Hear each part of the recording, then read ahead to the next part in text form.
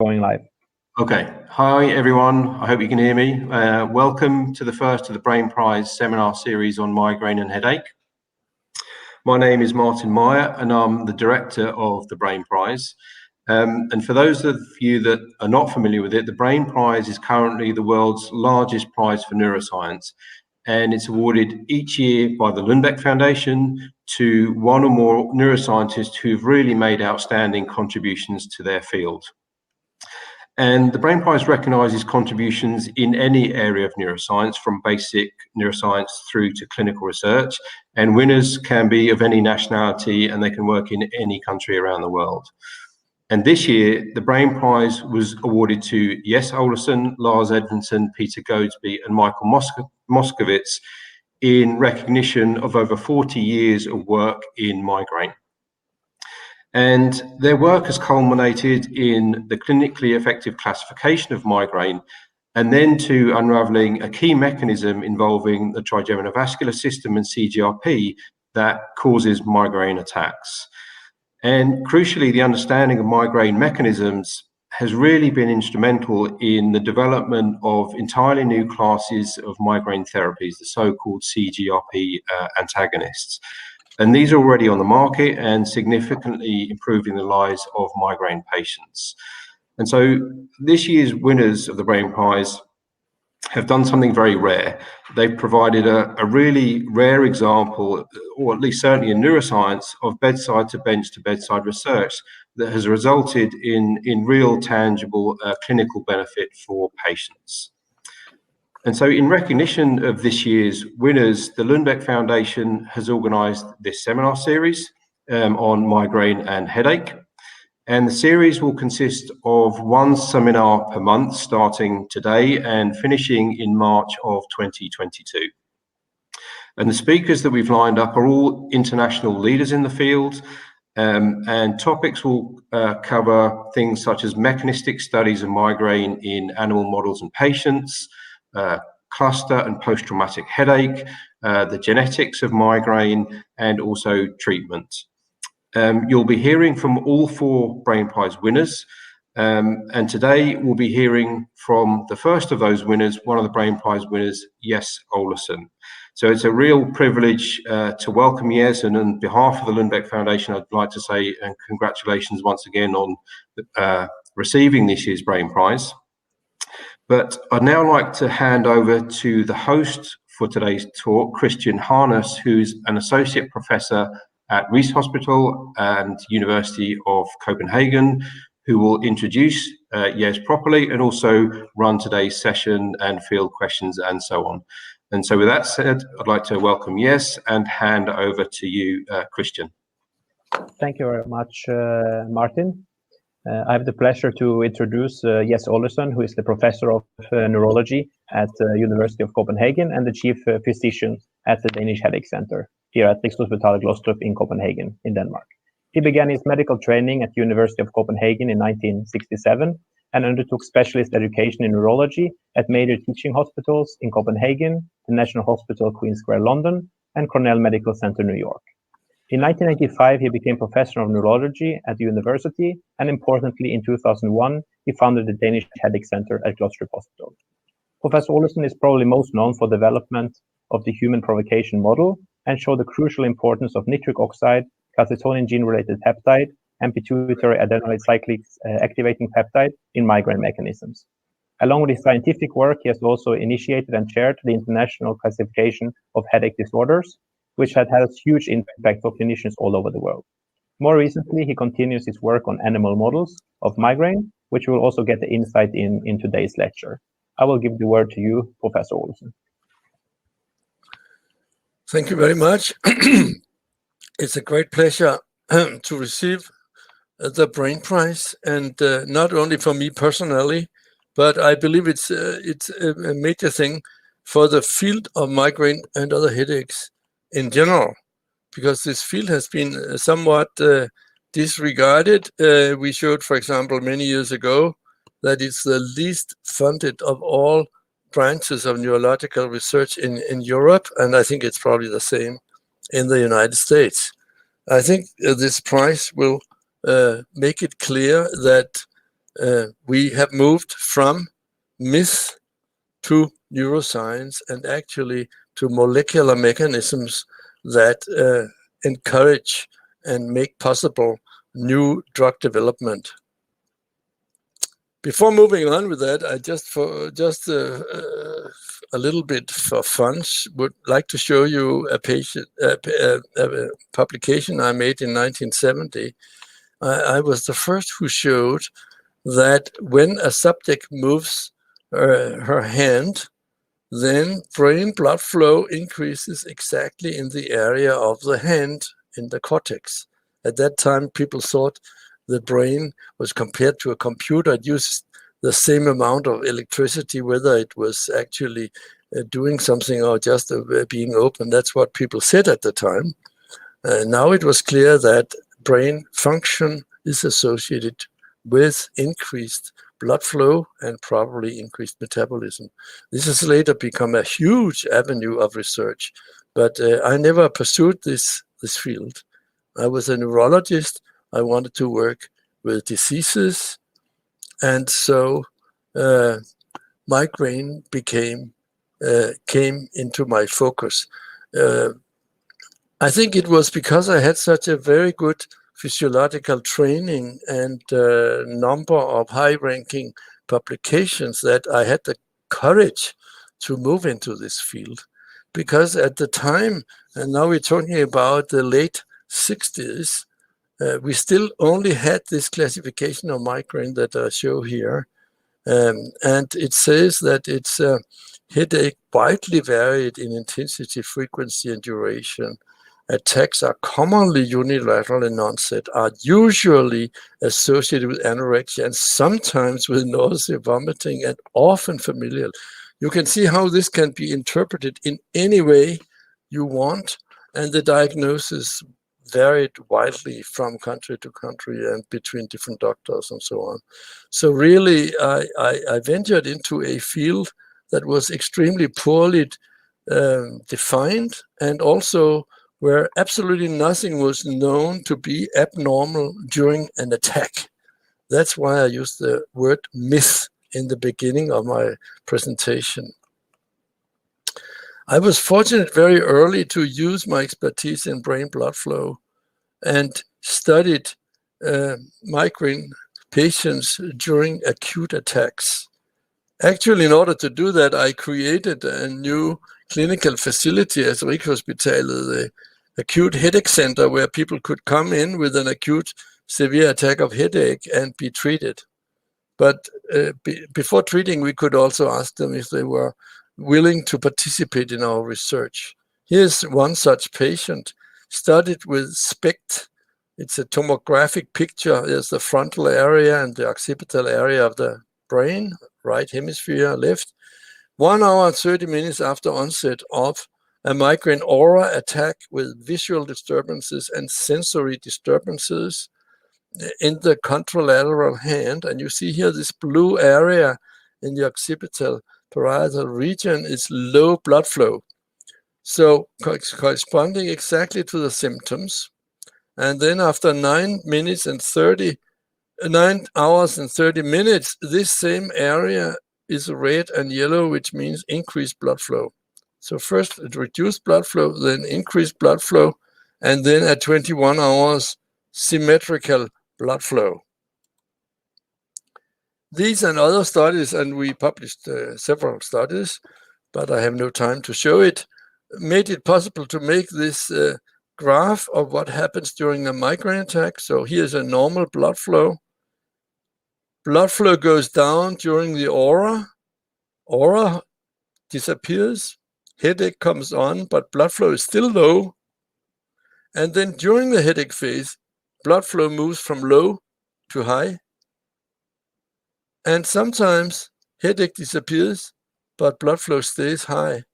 And then it gradually normalizes.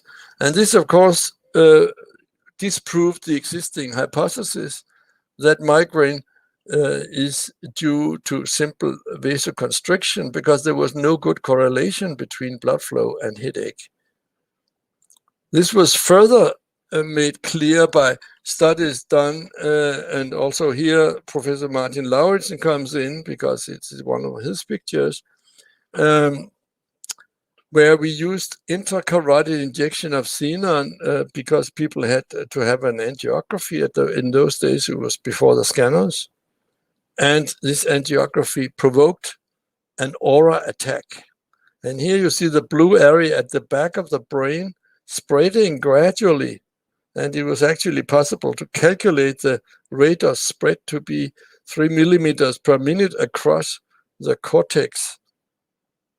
And this is exactly similar to the animal experimental phenomenon of cortical spreading depression. So we had disproved the hypothesis that was totally accepted everywhere of the vasospastic theory of migraine. We disproved it, and we showed that instead it's a cortical spreading depression that causes a migraine with aura attack. And actually, this was just luck in a way that we were able to catch these attacks just as they were developing. And it showed me the power of inducing attacks, because you can then make your measurements exactly at the time when you want to do it. The spreading depression idea also materialized in the development of a new drug called tonabersat, which in animal experiments was a strong inhibitor of cortical spreading depression. And in people, we did a double-blind study here, a crossover study, showing a 75% reduction in aura attacks with tonabersat. And the interesting thing was that tonabersat had absolutely no effect in migraine without aura, zero effect. It works only for the aura, which is caused by the spreading depression.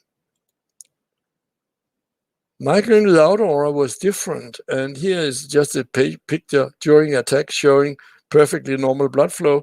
The methods used at that time did not have the spatial resolution that we have in present day, but still today there are no examples really of the spreading of reduction of brain blood flow in migraine without aura. It clearly is different from migraine with aura.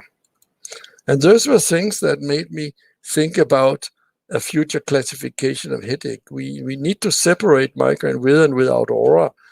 And not only that, but also because, as I showed before, even migraine without aura was so poorly defined that nobody knew how to make the diagnosis.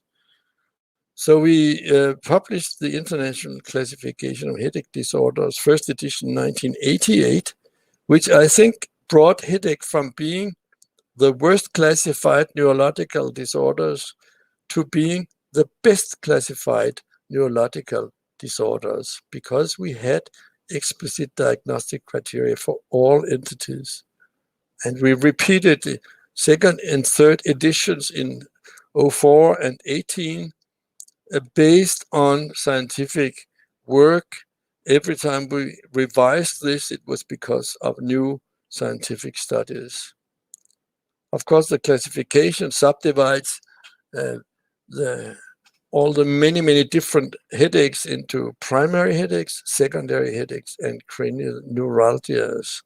And the classification defines more than 100 different kinds of headache, all of them with explicit diagnostic criteria, like the one we have here for migraine without aura. So a patient has to fulfill A, B, C, and D, and E in order to have the diagnosis. And these are very specific. There must be at least 5 attacks. If there are 4 attacks, it's only a probable migraine. We have to have some sharp borders, also in order to field test in future all these criteria, and they are really explicit, unambiguous diagnostic criteria. Most of you know all this before. This classification has been characterized by Professor Goebel von Kiel as perhaps the most important contribution to headache science and history. Is it too much? Maybe it's too much. At least I can't say it as chairman of this whole endeavor, but I tend to believe it's true, because this classification made it possible to do good epidemiological studies. How can you do that if you can't define your diseases? I mean, it's impossible. So it led to excellent epidemiological studies showing the huge prevalence of migraine, 1 billion affected in the world, 15% of the population. And the good epidemiological studies led to a global burden of disease study showing that migraine is the second most burdensome or second most disabling disorder of any disorder, and certainly by far the most disabling neurological disorder, actually more disabling than all other neurological disorders put together.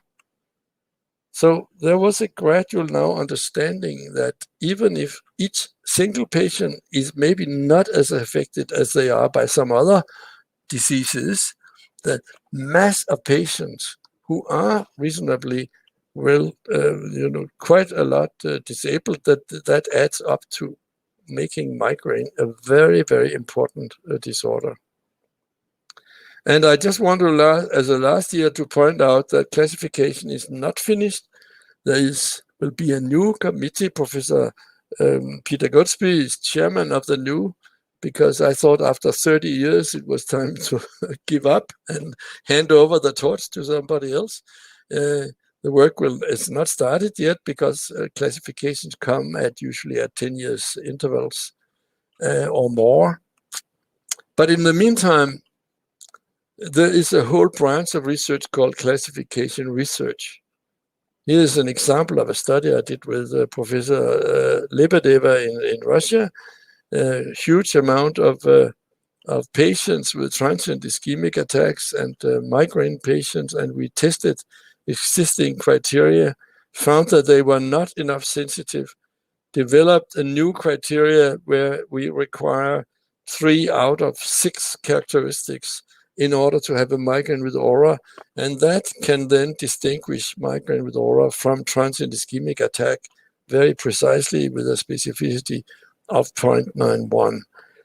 Many other studies are being done, developing evidence which will be used by Professor Goodsby once he decides to start on work on the 4th edition of the International Headache Classification. Back to the mechanisms of migraine, which are very, very close to my heart and the main interests that I actually have. You might say that the classification is a little bit of a sidekick. Problem was that it's very difficult to measure things during a migraine attack.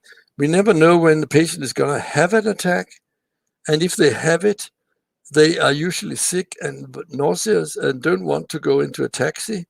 And if they actually go in a taxi and come to the hospital to be examined, it usually takes up to several hours after the onset of the attack before we can study them. So there's a very big variability in studying spontaneous attacks. They are studied at different times from onset. They are studied in different severities because they come in different severities spontaneously. And so there are many problems to do that. That's why I decided to develop a human provocation model. And we infuse drugs intravenously. At the same time, we ask the patient to score the headache very, very often, like once every minute. And we can measure then artery diameter with ultrasound, transcranial Doppler. Nowadays, it's mostly Professor Ashina who does these studies, and he uses a lot to do it in the MR scanner so that it's possible to get very detailed pictures. This system is good because we have a standardized mechanism that induces the attack. We can time the experiments. We can study all phases of the attack from before attack, during the onset of attack, and after some time in attack, and even after treatment. It's possible to use a crossover design So there are many, many advantages. But we have to remember one thing. Even if we can induce an attack with a compound, it does not necessarily mean that this is a mechanism of spontaneous attacks.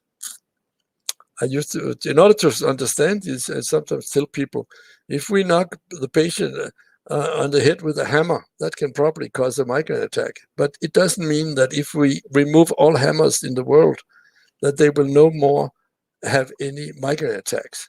So what we do experimentally is exciting, very exciting, but it's not necessarily what happens during spontaneous attacks.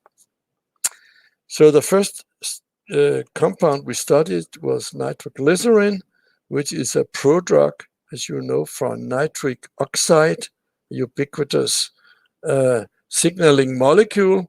And when we infuse this for 20 minutes, the patient gets a headache. Then headaches gets less, but then at different times, people develop a migraine attack. So one came here, but the majority are out here between 3 and 9 hours, where they develop an attack that's indistinguishable from their spontaneous migraine attacks. 70% of patients get an attack after nitroglycerin infusion. Nitroglycerin or nitric oxide forms free radicals, and it binds to several different enzymes. But the main thing is believed to be its binding to soluble granulate cyclase, which facilitates the formation of cyclic GMP. Here we use sildenafil, which blocks the breakdown of cyclic GMP and therefore causes accumulation of cyclic GMP. And it's very effective in inducing headache and migraine in migraine sufferers, whereas the placebo doesn't do much. So we think that this is the pathway that's most important from NO to cyclic GMP and on to further mechanisms inside the cell. Here's a little bit further work in animal experiments in order to try to understand what nitric oxide does. Here we have a mouse with an intravenous catheter that's taken out up here so the mouse can't remove it. And here we have given nitroglycerin 4 and 30 micrograms per kilogram. And we see here that we get FOS expression, which is here bigger on the high dose than in the low dose, a little bit bigger. And this is in the nucleus of the trigeminal nerve. So it does cause nociception and activation of the pain pathway. We have also studied RNA expression after CFOS expression. And here we have over time, it comes in already at 30 minutes and it lasts up to 2 hours. After that, it's no longer significant in the nucleus of the brainstem. In the ganglion, it's only here for a shorter time and was not quite significant. But nitroglycerin does induce CFOS in the brainstem. Something very interesting came out, and that is if we pre-treat the animals with L-NMMA, which blocks nitric oxide synthesis, it's a non-selective blocker. All nitric oxide synthases are blocked. Then we can actually reduce number of positive cells. So here is the placebo.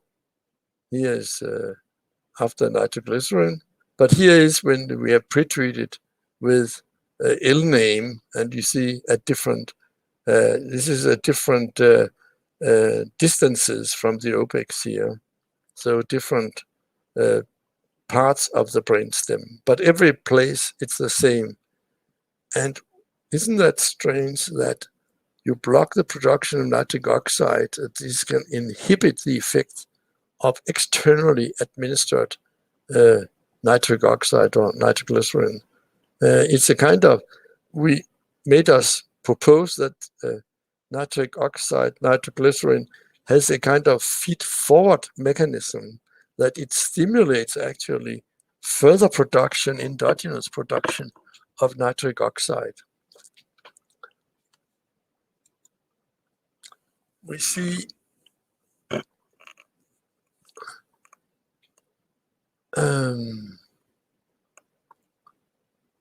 I'm sorry, something wrong here.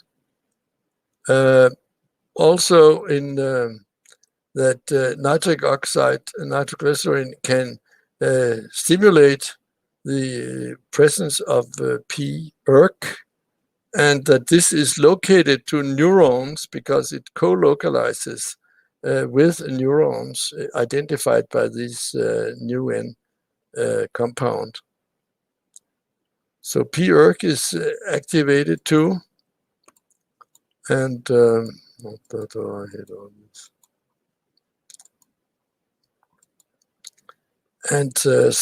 the result was that we could say in the dura mater, p-ERK is there already at 30 minutes. In the trigeminal ganglion, it's there by 2 hours, and probably also in the nucleus by 2 hours. Also, K2 is activated, and we know that it activates CFOS, possibly via the CREP intracellular enzyme. We also studied the RNA expression after nitroglycerin and showed that inflammatory genes were enriched in the trigeminal ganglion after systemic GTN infusion, and not in the spinal ganglia. So it's an interesting selective activation of these mediators. I think the RNA expression is still a little bit in its infancy, that if this will be very rich and very important mechanism for the study of migraine provoking substances in the future. Yeah. Now, one thing is that I said before that we can induce a migraine attack, but does it happen in real life in the spontaneous migraine attacks? The answer is yes, actually, and we proved it with this experiment where we gave patients a non-selective inhibitor of the nitric oxide synthase, L-NMMA, and placebo, and we saw improvement in headache with L-NMMA much more than with placebo, improvement in photophobia, nausea, and disability. So L-NMMA actually was effective in treating acute spontaneous migraine attacks, which means that nitric oxide is involved not only in the initiation of the attack, but also throughout the entire duration of the attack. And that's why drugs inhibiting this pathway seem to be very promising. There are many possibilities here. One has already been tested, and that's the inducible NOS, iNOS. Quite a good inhibitor of iNOS was tested in 2 big migraine studies and had no effect. But we still don't know whether the endothelial NOS and the neuronal NOS could be effective, because there are no selective inhibitors for these two available for human testing. Guanylate cyclase inhibitors have actually been made but have not been tested for migraine. That would be a very interesting possibility. And the same is true for the phosphodiesterase 5 activators, which would then break down cyclic GMP. Protein kinase inhibitors is also a possibility because they are downstream from cyclic GMP. And finally, ion channel antagonists, which are the end effect of activating this whole cascade of events. But drug companies have not been too active, not very interested. We're waiting for them to actually start checking out all the possibilities in the NO cyclic GMP cascade of events. I said before that because compound can cause a migraine, what the hell is this? I'm sorry. That because this it causes a migraine doesn't necessarily have to happen. This is true for histamine. Histamine is very effective in causing headache and also delayed migraine, but antihistamines don't work in migraine. So there's an example of a provoking agent, a provoking mechanism that doesn't happen in spontaneous migraine attacks. The human arteries are full of nerves with different signaling molecules, as illustrated here. Here's 9 different examples of neural networks around the arteries that, and this is what has been inspiring the further studies of migraine-provoking agents. So we have the sensory nerves where we find CGRP, PACAP, nitric oxide synthase, and we have the parasympathetic nerves with acetylcholine, VIP, PHM, and we have PACAP, and we have NOS, nitric oxide synthases. So all these are interesting to test. And the first one we took after nitroglycerin. And nitroglycerin we actually used because it was known for many years to cause a migraine attack. And the next one was CGRP, and this was inspired by Lars Edvinsson's work and on the perivascular nerves, showing a lot of CGRP in these nerves and showing that CGRP actually dilates, is a very strong dilator of blood vessels in the brain and outside the brain in the head. So when we gave CGRP to patients, we found that a lot of them developed a migraine attack here. And 60% actually of patients who have migraine without aura developed a migraine attack. And I think this was a crucial finding because in addition to other characteristics of CGRP, such as the possibility that it's leaking out from the head during a migraine attack, and at least when you stimulate the trigeminal nerve, all these things put together made industry sufficiently interested to actually move ahead and develop drugs. Interestingly, also, migraine with aura we can also induce a migraine attack, but attack without aura in migraine patients who have aura when we give them CGRP. Now the question was, is it safe to block CGRP? Is it safe to block such a very strong vasodilating mechanism? First of all, we showed that compound from Boehringer Ingelheim tonabersat, when we pre-treat patients with that and then give them CGRP, absolutely nothing happens to the temporal artery or to the radial artery. So tonabersat is 100% effective in blocking the effect of CGRP. When you give placebo, these arteries dilate quite a lot with CGRP. But we also studied brain blood flow before and when we had given either placebo or we have given a big dose of oxide, which is a CGRP receptor blocker, the first one available. and you see that absolutely nothing happens to the brain blood flow when we give a huge dose of this compound that totally, we just showed before, totally blocks the effect of CGRP. And therefore we concluded that it would be safe in patients to block this receptor. And the first proof of concept study was published in 2004 in New England Journal of Medicine with oxide in increasing doses, and we get up to an effect of 70% at the high dose in treating spontaneous acute migraine attacks. So now the principle was established. It is effective in acute attacks to block CGRP receptor.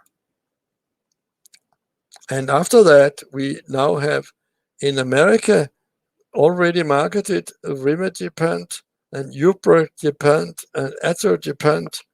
The last one is a long-acting one, which is used for prophylaxis. These two are so far for acute attack treatment. There was another compound called telcagepant, which was actually more effective than these ones, but it had negative effects on the liver and was unfortunately necessary to cancel its development. But the most important thing is, of course, that this principle led to the development of human monoclonal antibodies against CGRP, so swapping up the CGRP, or against its receptor, blocking the effect of CGRP. And 4 of those now on the market, and they are all effective, and they all have very, very few side effects, almost nothing. So they represent a huge step ahead in the treatment in the prophylaxis of migraine. And we'll see how much the other gepants they represent in the treating acute attacks. So here now we look a little bit more dissecting the mechanisms of the CGRP in animal experiments. And here we gave this antibody against CGRP into, and we could see that in this is a rat that's spontaneously hypersensitive in the head. And when we gave placebo, nothing happened to the sensitivity. But when we gave the antibody, they became much less sensitive. So it works in this rat model of migraine. But there's also a chronic mouse model which has been used a lot. And there we could, for example, also show a huge effect of the antibodies, but also of the gepant, also gepant, because when we give these mice nitroglycerin, and here's the sensitivity up here, they become extremely sensitive. So the lower, the more sensitive, extremely sensitive. When we give placebo, they're up here, but when we give pre-treatment with oxide and then use the nitroglycerin, they are almost like placebo in the acute response. There's also a basal response, which is before they get this nitroglycerin repeatedly on different days, and if we test them before they get the nitroglycerin on day 3, 5, and so on, that's called the basal response. There, oxide did not work, but the antibody worked, because now we are up here, similar to placebo, even for the basal response, and it's the same for the acute response. So it's very interesting that we have so precise measurements of the effect of these CGRP-based drugs in a mouse model. The question comes up, where do these compounds work in the mouse or in the spontaneous allogenic rat? And here in a rat, it has been, we have given either CGRP or artificial spinal fluid in the ventricle of the rat, but we have seen that there is no effect on the CFOS expression. So CGRP cannot increase the CFOS expression given into the ventricles in the different laminae.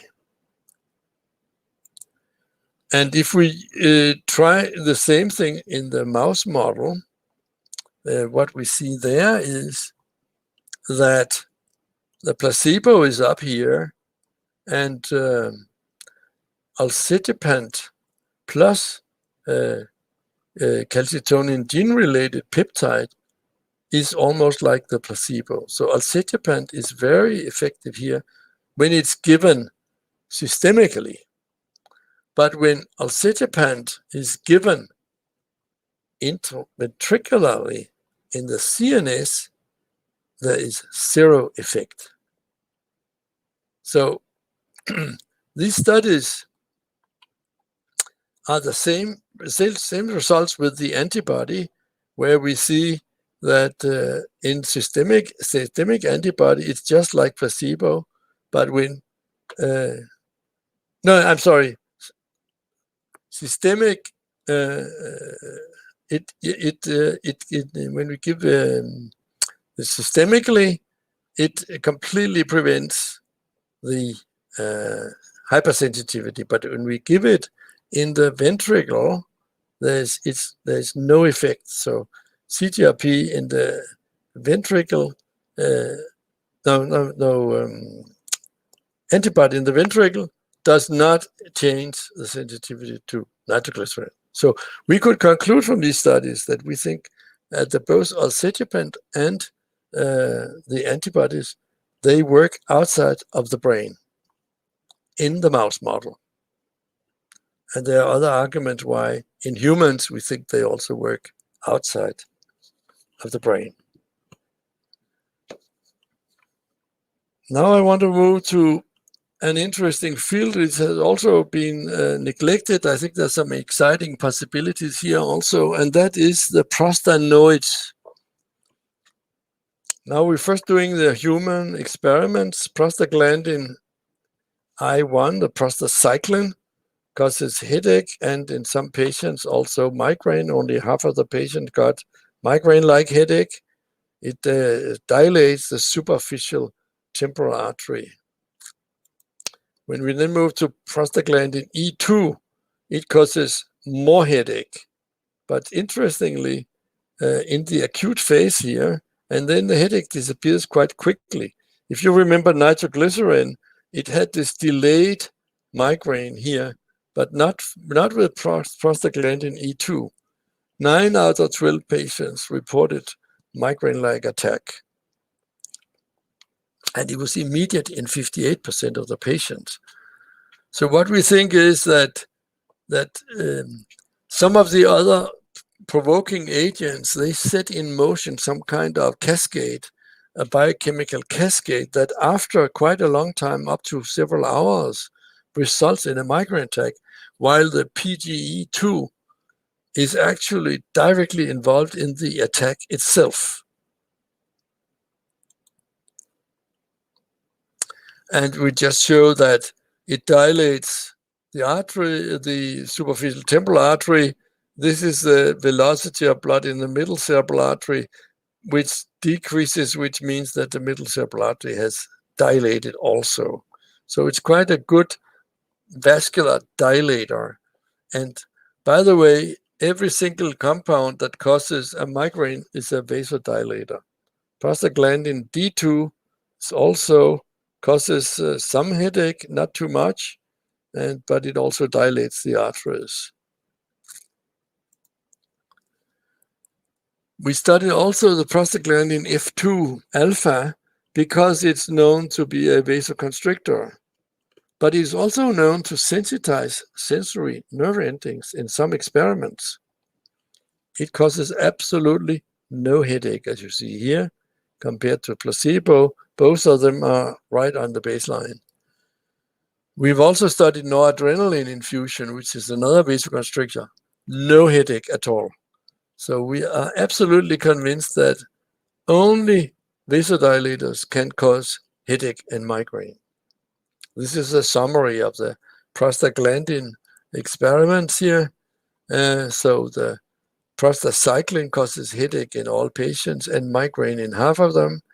The E2 also is headache in 92% and migraine in 75%. And D2 headache in 92%, but not quite as much as the others. PGF2, no headache at all. I'm now going to show you a little bit of animal experiments, also focusing on the mechanisms of these prostaglandins. Here's a closed cranial window model. Here are some tracings. I have to speed a little bit now. Prostaglandin E2, this is a curve over the vasodilating effects of prostaglandin, and an EP4. This is a prostaglandin. E2, this is an EP4 receptor agonist and an EP2 receptor agonist.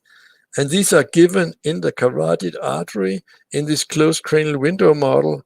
And you see how strong effect there is of PG2 and of the EP4, and less effect of the EP2. And here is expression, RNA expression of these receptors in the middle meningeal artery and middle cerebral artery, in the trigeminal ganglia and the trigeminal nucleus caudalis. We find them all these places. So they are well placed to participate in migraine mechanisms. I think the PGI2 is, we skip this one, but just to show here that we have the prostacyclin receptor messenger RNA was also expressed in the middle meningeal artery, and the middle cerebral artery, and the basilar artery. And the protein was likewise expressed in this system. And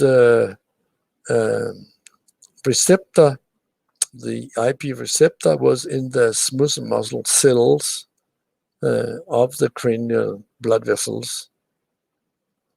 I know it's too much I have to go through this relatively quickly. We also studied the localization in the trigeminal ganglion and found that the IP receptors were expressed in neurons, and the same neurons express CGRP. So there was quite a lot of co-localization of the IP receptor and CGRP receptor. A lot of this work actually needs to be done also, not just with the prostacyclin and the IP receptor, but with the other prostanoid receptors. I just want to point out here that there are many prostanoid receptors. There's the EP1, 2, 4, and 3. And while the EP2 and EP4, they increase cyclic AMP and consequently are vasodilators, then the EP3 decreases cyclic AMP and is a vasoconstrictor, has a vasoconstrictor effect. And the same is true for the EP1 receptor, which works via the PIP2 system, but also causes vasoconstriction. Now, when we use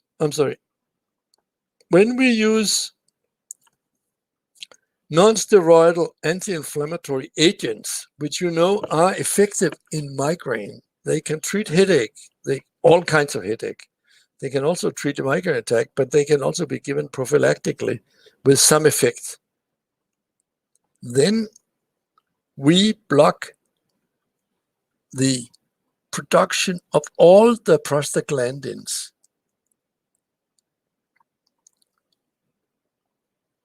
And is that a good idea? No, because we block the effect of prostaglandins that work also on the constricting receptors.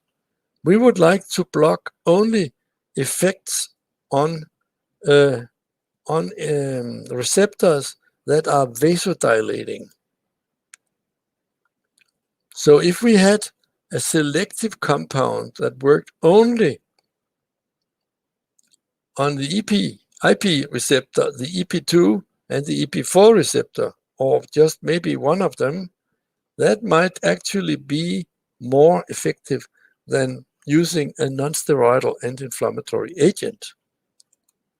And in fact, we got our hands on a compound that was reported to block the EP4 receptor. But, I'm sorry. Here you see when we infuse prostaglandin E2 and pretreat with placebo, pretreat with 2 different doses of this reportedly EP4 receptor blocker, there is no effect on the headache. They get the same amount of headache, even if they get this compound that reportedly blocks the EP4 receptor. But in fact, we don't believe that it actually now it says there's some problem here. I don't know. Let's see. We don't believe that it actually blocks the EP4 receptor because it had no effect on the superficial temporal artery. So when we give prostaglandin E2, we get the same dilating effect, whether we have pretreated or not with this compound. So we still think that there is a very exciting possibility in producing a selective EP4 receptor antagonist for migraine. That's basically what I wanted to tell you today, but I just have a couple of finishing slides here because I want to show you that there's a lot I have not talked about. I didn't talk about PACAP 38. I didn't talk about ATP-sensitive potassium channels, big calcium-dependent potassium channels, amylin, adrenomedulin, VIP. These are things that my colleague, Professor Masuda Shina, has studied in recent years, and they can all induce a migraine attack. So it just means that there are so many things that we need to study now. Really, it's just resources that puts a limit to the progress in the migraine field, where it was previously a black box that people didn't know to open. It's wide open. So the question is, a lot of this has been obtained with the human provocation model. How often does provocation in patients by a compound, how often does that actually happen in real life in spontaneous attacks, and how often would an antagonist then be effective? Well, we actually have 4 examples where an antagonist was effective. We have cortical spreading depression, where tonabersat is effective. And this was cortical spreading depression was induced by the carotid angiography, but tonabersat is effective against cortical spreading depression. We have nitric oxide, where L-NMMA is effective. We have CGRP, where small molecule and antibodies are effective. We have prostanoids, where the non-steroidal anti-inflammatories are effective, but perhaps we can find more effective in the future. But we also have histamine, where antagonist is not effective. So we never know, but this is by far the best way of predicting efficacy of a new kind of drug, that is when it can induce a human migraine attack. And that brings me then to a few conclusions. As I said before, the black box containing migraine mechanisms has not only been opened, it is wide open. And there is a million things to do for basic scientists who want to join us in elucidating the mechanisms of migraine. There are at least 10 different signaling mechanisms involved that have been documented to be able to induce a migraine attack. Most of them need a lot more basic science work to really understand what they are doing. Nociception is probably outside the brain, but we have no idea how can brain initiate such extracerebral nociception, because we do believe that migraine in many, many cases, if not all, originates in the brain. How else could, for example, stress be such an important provoking factor in migraine? So really, a lot has been achieved, but there's, as usual, a lot more that has not been achieved and which is waiting for other people to study. Thank you very much.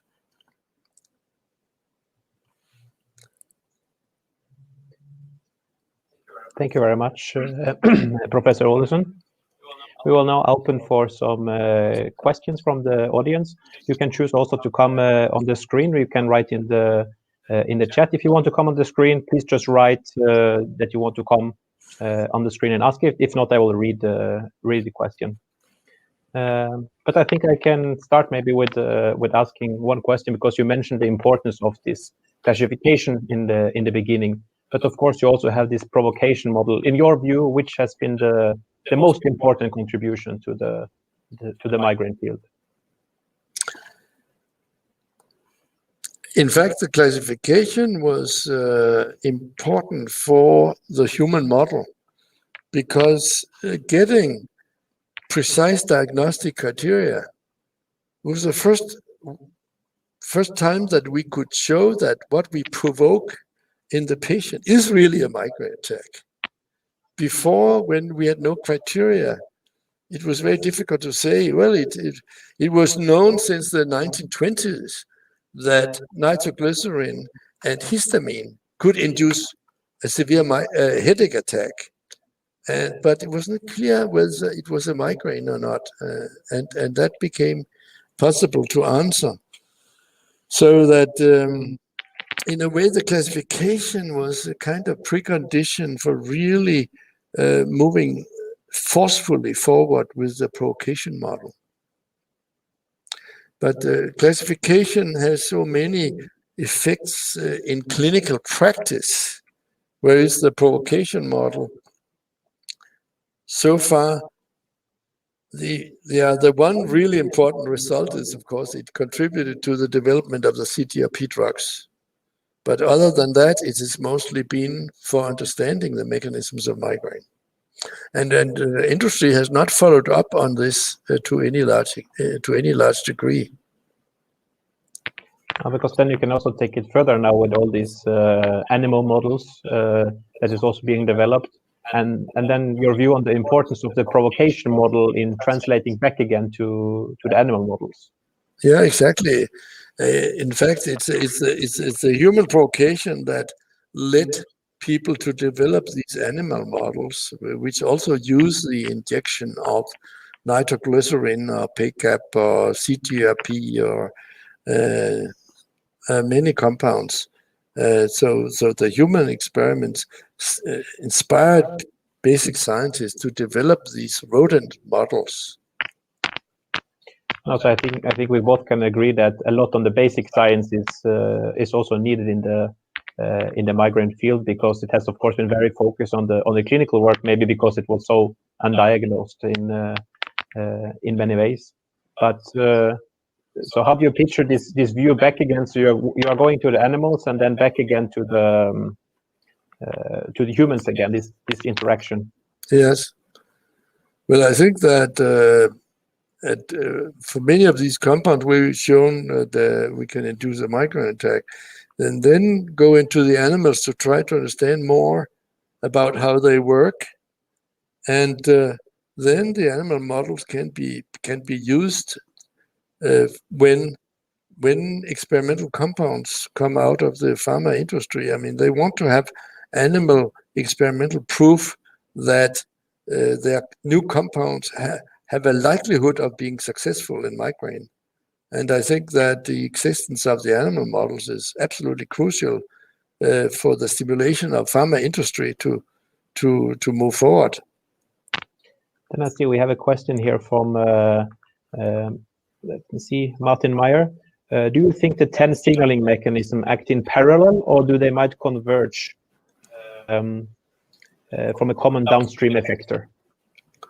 Yeah, that's we would of course love to have some kind of common downstream effector, but it's not known at the present time how these things are working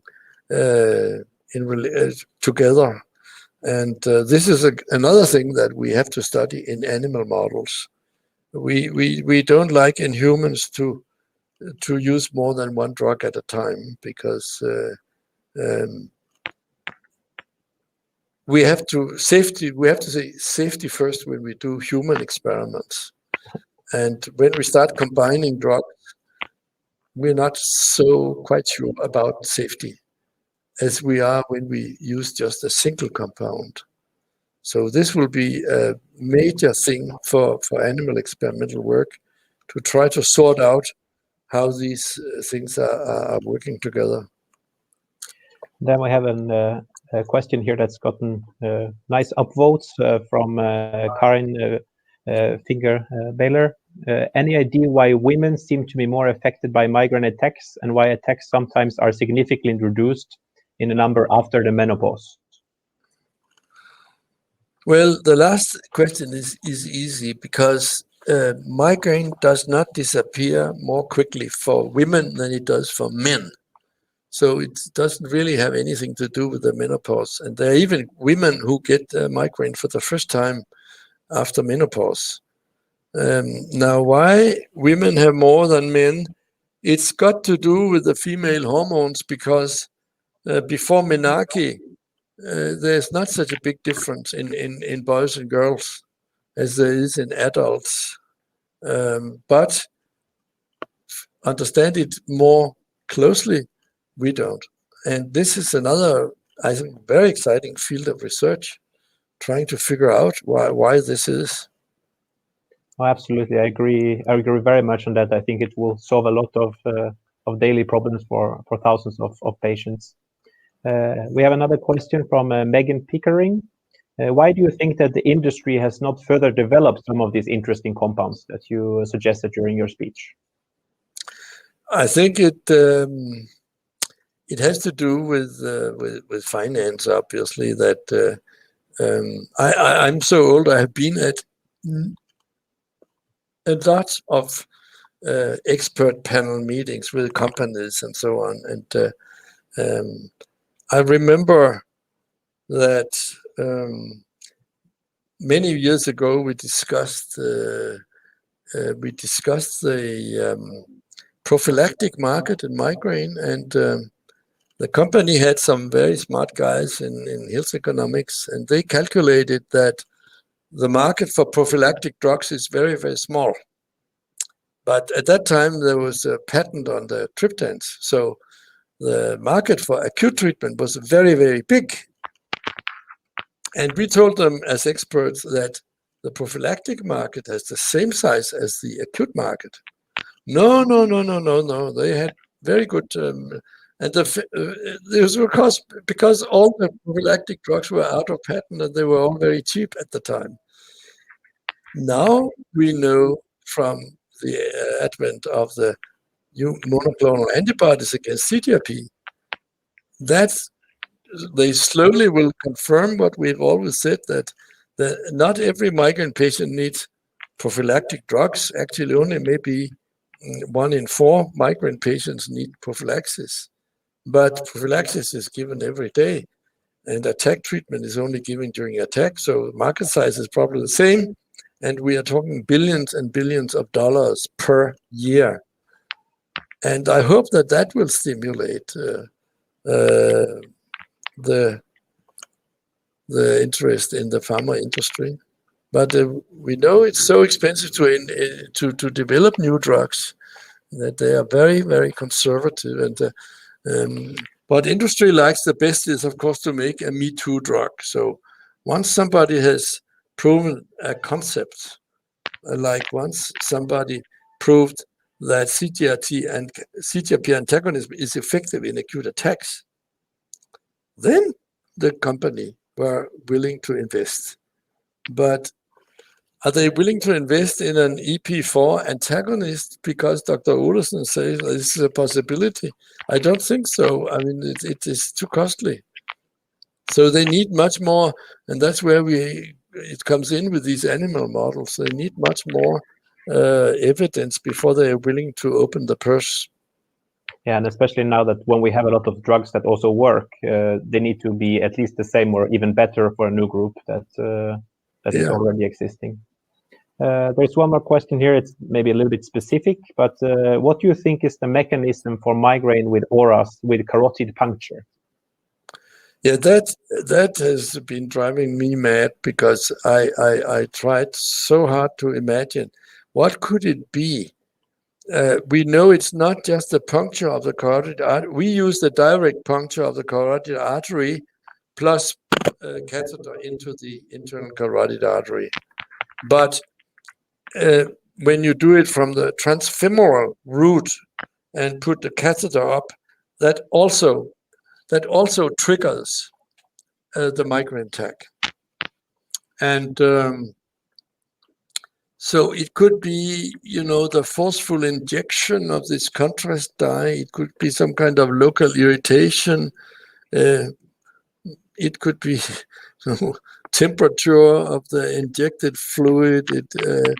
It could be, maybe when you inject very forcefully, that maybe causes platelets to discharge their content of signaling molecules. There's a lot that could be the case, but we don't know really, and it would probably be very difficult to find out in animal models, because when you do it in normal people who don't have migraine with aura, they don't get a headache, they don't get a migraine attack.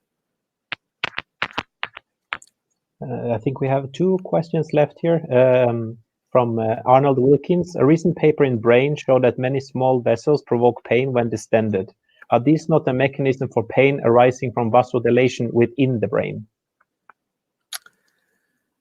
Yeah, we don't think this is true everywhere, so it could also be blood vessels outside of the brain. I agree completely that we know from basic pain research that spatial what's it called? The bigger the area stimulated, the more likely you are to have pain, and also the longer lasting it is, the more likely it is to have pain. So I think that's an important paper you're mentioning there, and it might be one reason why, when in animal work people study the meninges and stimulate only a small part, that they may not necessarily get the correct picture. For example, you put CGRP on the dura mater, it does not activate the sensory neurons. But I think that maybe if you could increase CGRP all over the dura, that could maybe be the thing to cause a migraine attack. I think it links also into the last question here by Seval Demichi. Why do you think that during a migraine attack, all sensory system is become very, very sensitive all at the same time? I'm not sure I understood that question. What? Well, my guess would be that you have sensitivity to light and to touch and The sort of general hypersensitivity to sensory stimuli. Yeah, that's my guess. I don't know. But what I do know is that it is related to the pain, because in the old days when we treated migraine patients with aspirin or paracetamol, which has no effect on nausea, no effect on the sensory system, the nausea and the hypersensitivity to light and sound disappeared actually more than the pain, but in consonance with the pain. I think this question in its way also says that there is still a lot to be looked at, a lot of science that needs to be done, maybe particularly in the basic field.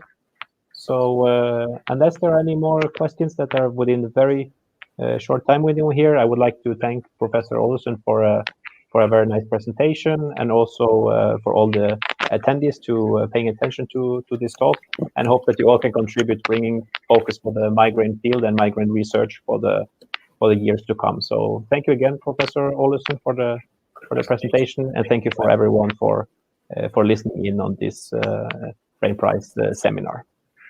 Thank you very much.